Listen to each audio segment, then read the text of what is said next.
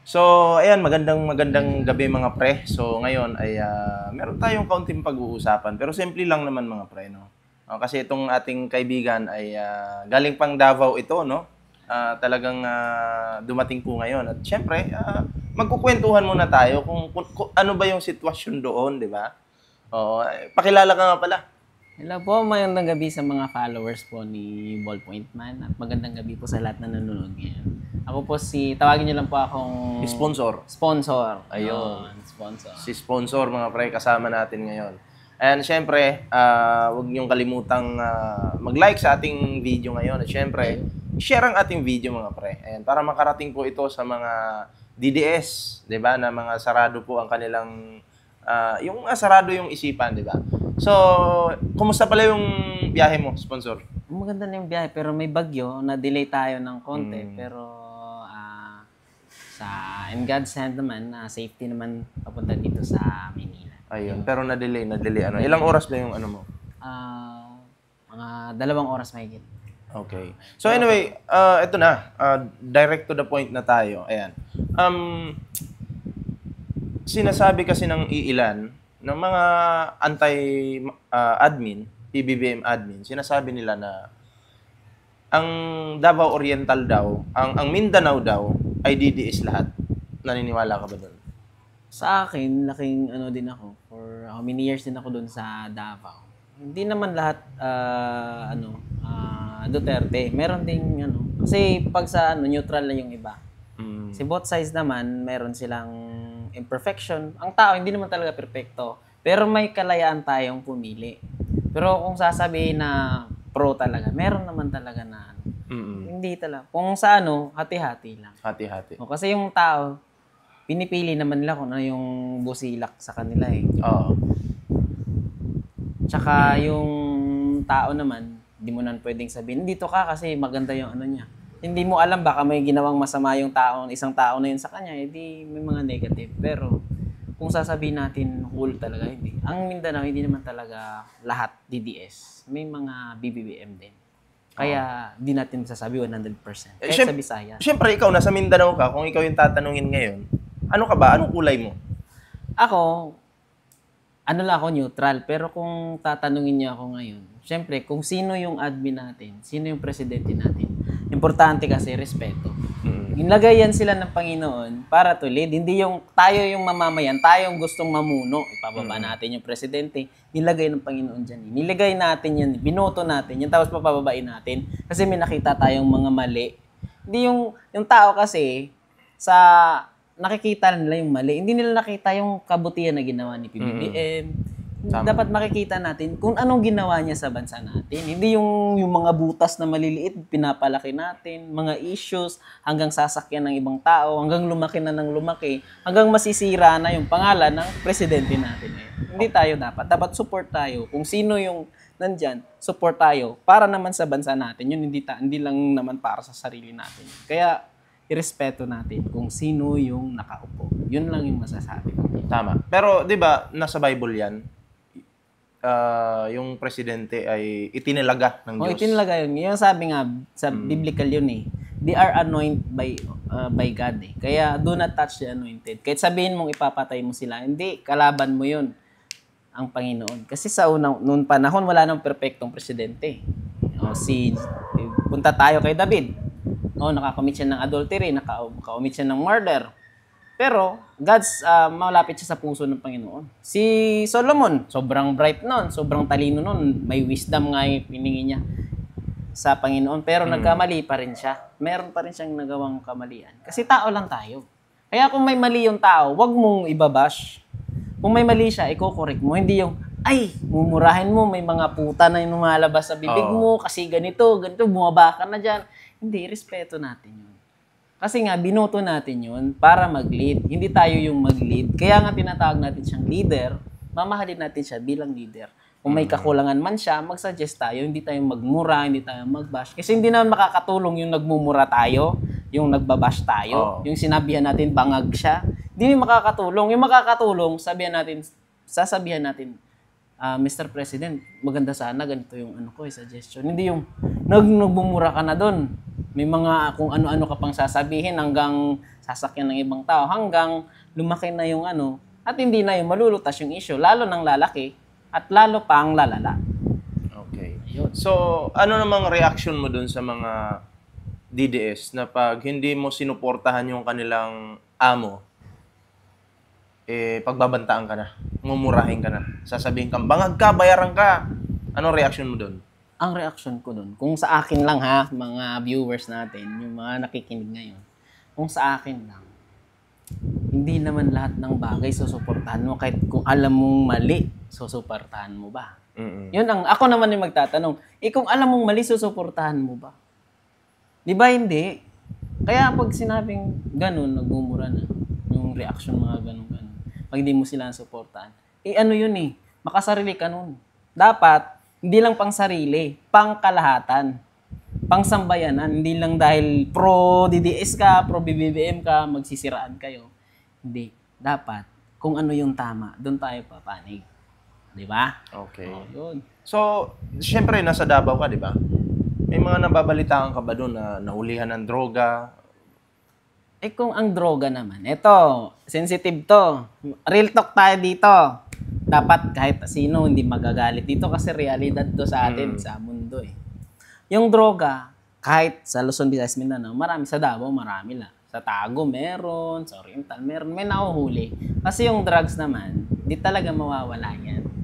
Dahil, kung yung presidente, kahit nga sa loob ng bahay natin, may mga anak tayo na matitigas yung ulo. Ganun din. Hindi yung sisisihin mo yung presidente, na presidente bangag kaya maraming droga ngayon. Hindi ma-occupy ng president yun. Yung magmamanage doon, yung mayor, yung congressman, yung gobernador. Sila na yung nandun di ba? Oo, sila yung nandun Kung ikaw yung barangay kapitan, hindi naman lahat ng oras yung barangay kapitan, iikot talaga sa buong barangay, babay-bahayin nyo yun. Yung gumagalaw doon lahat, kaya nga itinalaga sila para magserbisyo. Pero kung sasabihin natin yung nahuhuli ng drugs, maraming drugs. So, hindi malinis yung Davao? Kung malinis yung anong Davao, safety naman talaga yung Davao. Pero, yung mga addict, meron din. Kasi may area ang Davao na liblib, may area din na hindi. Kaya, pag sinabi natin sobrang linis ng Davao, kahit saang lugar ka, may drugs. Kahit sa bahay mo, may addict. Totoo yan. Hindi pwedeng gano'n sabihin mo, malinis talaga yung Davao. May mga imperfection talaga. Ito yung reality. Hindi mo pwede kasing i-direct na, wala talaga malinis yung Davao. Meron at meron din dyan. Meron. Kahit nga, ito, real talk. Kahit sa checkpoint nga nahuhulihan. Lumabas sa balita yun. Sa checkpoint. Tsaka, kahit nga mga naka-uniforme, bumibenta. Diba? Alam natin yung realidad yun. Kasi pera-pera Kaya nga hindi pwedeng sabihin na malinis yung Davao, malinis yung Manila, malinis yung... Marami ang drugs. Kasi yung drugs, yun ang ginagamit nilang pondo Parang funding yun. Kaya pag sinabing malinis yung Davao, hindi malinis ang Davao. May mga kakulangan din. Dahil hindi lahat ma-occupy ng president. Nasa ilalim Kaya nga may congressman May mayor. Diba? Hindi lahat. Kasi yung iba, kinokontrol din ng malalaking tao. Especially yung mga negosyante. Yun, paikot-ikot lang tayo dun. Nare-recycle lang ba? Kaya pag sinabi nating malinis ang Davao, yung mga imperfection ng Davao, maraming drugs. Kahit saan, sulok ng mundo. Kaya yun lang yung masasabi ko. Kung may sasabihin kayo, tanungin nyo lang ako. So about naman sa baha sa Davao. Kasi ito na naman, may mga DDS na naman na nagsasabi, walang baha yung Davao. Ganito. Kung walang baha yung Davao, bakit yung sementeryo binaha? Yun ang tanong doon. Ilang araw ba inantay doon para umupa yung baha? Sementeryo ng Davao? Meron. Nakapunta na ako dyan May sementeryo na merong part doon na binabaha. Yung baha kasi, kahit gaano katibay yung flood control, wag natin isisi kay Sir PBBM sa presidente, wag natin isisi kay mayor, ganun. Wag natin isisi lahat sa gobernador. Kasi, yung tubig, hindi mo pipigilan yan. Yung ulan, din natin pipigilan yan. Parang kasi ganito yan ako yung presidente, hawak ko yung budget ngayon, pinirmahan ko na. I-distribute na sa'yo. So, ikaw nang bahala Kaya dyan. magbahala mag-control nun. Di ba? Out na ako dyan. Wag na. Pumirma lang ako eh. Ang alam ko naman, akala ko mapapaganda mo. Lalagyan mo ng maraming bakal. Pero nung natanggap mo yung pera, binulsa pala. May mga ganun kasi. So, hindi pwedeng isisi sa Pangulo. Hindi pwede Diba? natin isisi sa Pangulo. Kahit sinong Pangulo, walang perpektong Pangulo. Kasi yung sa ilalim, yung tanungin, eto na lang, ako na lang magtanungin. Ay, ako na lang magsalita. Tanungin nyo si mayor nyo, si congressman nyo, at saka si cap nyo. Tanungin nyo yan. Yun, hindi yung si President PBBM o sinong presidente natin, kung sino ba yung presidente natin. Pero ngayon, si Sir PBBM, huwag natin isisi sa Pangulo. Kawawa naman yung Pangulo natin. Nagtatrabaho ng maayos eh. Kaso may mga buaya sa ilalim. Yun, nadadamay. Hindi pwedeng ganun. Kaya yung baha, sabing walang baha Davao, ginabaha yung Davao. Kung konting ulan, ginabaha nga. May mga area na binabaha. Kahit saan binabaha, kahit sa amin nga sa Visayas, grabe yung baha. Kasi hindi natin makontrol yan. Ay, hindi natin makontrol. Alam na ba kung hindi natin makontrol? Bakit? Yung mga buaya. Ayun. Oh, yun. Marami yun. Yun. Kasi yung ulan, Kaya natural pang, yun. Yung Kaya ulan, pang i-divert yun eh. Solusyonan ng flood control yan eh. Flood control. Pero yung buaya, wala nang solusyon dyan. Nadadamay lang si Sir PBBM. Yun lang. Yun lang. Diba? Diba? Yun ang dapat ang tanong dun. Ano, yung tinanong mo sana sa akin, anong dapat, ang hindi makontrol? Buaya. Buaya. Naniniwala ko dyan at abangan nyo, maraming buaya yung makukulong ngayon. Pinaghandaan na sila ng kulungan eh. Maganda. Diba? Maganda yung kulungan doon. Kaya nga lang, doon? Kung nakulong sila doon, parang culture na yun. Hindi, ano yun? Hindi ibig sabihin talaga, ganito kasi yan eh. Di ba may kulungan na yon? Hindi ibig sabihin na doon talaga sila ikukulong na. Kukulong. Habang nililitis pa habang inaano pa yung kaso, dumadaan pa sa proseso, doon muna sila. Kasi no bail nga eh. Kung may bail yun, makakalabas sila doon. Makakalabas. Oo, so gala-gala. Kaso no bail. So ang mangyayari dyan, habang nililitis po yung kaso, doon po muna sila. Pansamantala lang po yun na magiging kulungan nila. So yun po yun ha. Hindi po talaga sila ikukulong doon. Silang lahat. Pansamantala lang po yun. Siguro 2 years. Alam na naman natin yung gaano katagal yung kaso dito sa Pilipinas eh. Diba? Pag sinabing guilty, ililipat ka na. Ayun. Ganun yun. Sila hindi pa naman guilty eh. Nililitis pa nga eh. Diba? So ganun yun. So eto naman, last question ko sa'yo. Total, nandun ka sa Davao. Si Bongo, Sara Duterte, Baste, Pulong, at yung iba pa dyan, magkakasundo ba sila o hindi? Ganito, punta tayo sa realidad. Magandang tanong to ni sponsor eh. Punta tayo sa realidad. Yung iba, sa isang grupo nyo, yung iba, parang kakampi nyo yan. Pero, mga aso yan sila. Bakit aso? Sinabi kong aso. Realidad tayo, aso. Yung inuutos-utusan, para makahigop ng enerhiya. Para makahigop siya ng suporta. O ngari, ganito. Sa isang grupo, may buang talaga dyan. Kasi pag sinabi nating governance, si Inday Sara, maganda naman yung governance niya. Pero pag sinabi naman natin sa dalawang kapatid niya, yun yung nakakasira sa kanila. Yung dalawang kapatid niya. Kasi iba yun. Alam nyo, kahit mga taga Davao, alam nyo na meron silang mga record. Yung sumisira sa may mga tao, may mga kapatid tayong sumisira na pasaway talaga eh. At sya, pag sinabi natin kay Senator Bongo, yung sa akin lang huwag nyo akong sisisihin dito. Yung mga source lang na naririnig ko sa mga usap-usapan na ngayon, si Bongo at saka si Inday Sara, medyo may conflict talaga. Hindi man talaga sila close masyado. Kasi simulat sa pulpa, alam naman natin kung ano yung ni Sir Bongo daw eh. Pero ito totoo daw to eh. Hindi lang daw. Ano yung gusto ni Sir Bongo na bakit siya pumanig sa mga Duterte? Kasi gusto niya ng support. Kasi para matabunan din yung issue niya sa buhay niya. Kung anong ginawa niyang mga kabulastugan, matatabunan kasi may malaki siyang amo eh. Parang kalabaw ba? Malaki yung kalabaw, tapos may pumatong na langaw. Sasabihin ng langaw, malaki rin ako. Pero nakapatong lang siya sa kalabaw. Parang gano'n. Tama. Kaya, yun ang realidad. Kung may sasabihin kayo sa akin na negative, yun yung realidad. Alam natin yan. Bisaya man, Tagalog, Ilocano, Bicolano man, Pangasinense, Kapampangan man, alam natin kung ano ang katotohanan. Okay. Yun lang. So ito'y habol na tanong lang bago tayo magtapos. Anong reaction mo doon sa sa sinabi ni Sara Duterte noon na meron na siyang kinausap para patayin si PBBM pag ginalaw siya? Yun. 'Di ba yun yung issue? Mm. 'Di ba na doon sa video na may kinausap na siya pag ginalaw daw siya, papatayin niya daw. Pag pinatay daw sila, papatayin din si Sir PBBM. Siyempre, alam naman natin na marami talagang death squad. May squad talaga na para doon. Siyempre, kung area mo yun, takot sa'yo yung tao, edi sasabihin, huwag na tayong magsalita kasi takot.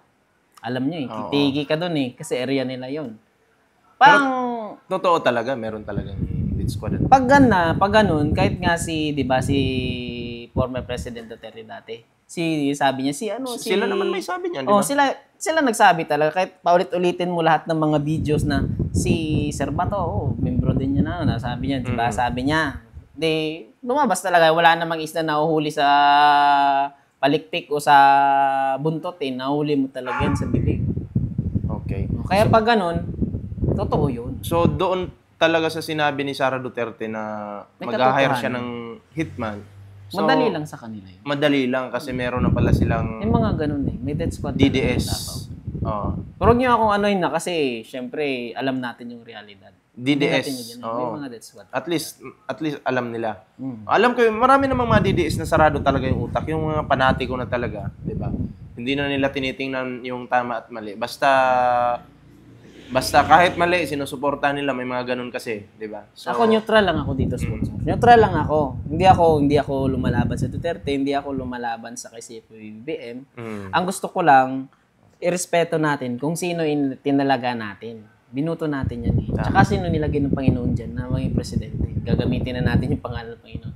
Pero yun yung realidad. kahit Dapat open-minded tayo Simulat sa pool pa lang, biblical times pa, history pa lang, lahat ng mga presidente may pagkukulang. Pero dapat, irespeto natin. Kasi hindi naman siya kasi presidente. perfect yung presidente di ba? Pero kahit hindi ka perfect, ang itolerate mo yung Mali. mali talaga yun, yung talaga. pagpatay. Wala namang mali kasi ang mali, ganito, 'di ba, realidad. Ang mali, pag inayos mo yun sa paraang mali pa rin yun. Ginagawa natin tama yung mali. Kaya yung mali, hindi natin malalaman na mali. Kasi yung tama, initsapweran natin. Yung mali, ginagawa natin tama. Tama. So anyway, yun lang mga pre, ang reaction natin dito. Maraming salamat po, no? Sa pagsama sa ating video ngayon. Abangan nyo, marami pa tayong pag-uusapan kasama si sponsor. Abangan nyo yan mga pre, no? And then, syempre, bago po tayo magtapos, ayan meron tayong Facebook page, Ballpoint Man 2.0, and syempre, TikTok, ayan. Syempre mga pre, no? Oo, mag-like na kayo dyan, share ang video na to. Ayan, kasama natin si sponsor. Ayan, so maraming salamat po. Ingat po kayong lahat. God bless us all. Pansamantala, ingat po. Bye-bye.